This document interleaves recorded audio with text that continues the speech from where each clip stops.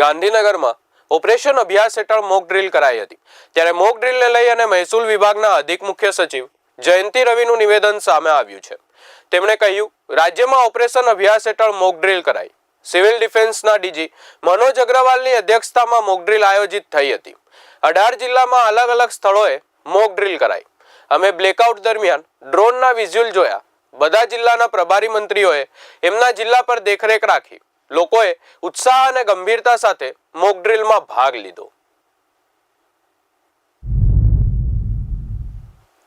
કુલ 7 પ્રકારની અલગ અલગ એક્સરસાઇઝ જે કરવાની હતી અને જિલ્લાઓમાં આ બધી પ્રકારની તમામ પ્રકારની એક્સરસાઇઝીસ કરવામાં આવી છે અલગ અલગ લોકેશન્સમાં।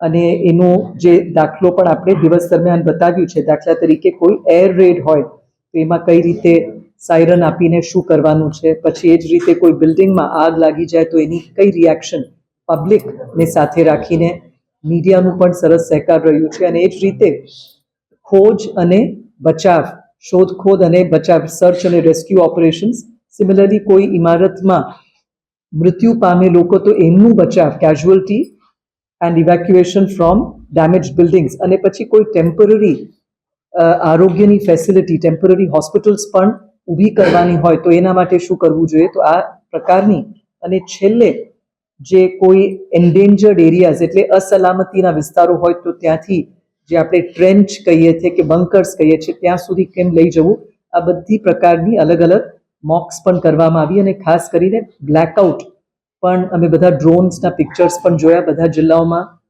મ્યુનિસિપલ કોર્પોરેશન્સ વિસ્તારમાં બધાએ સરસ રીતે કર્યું।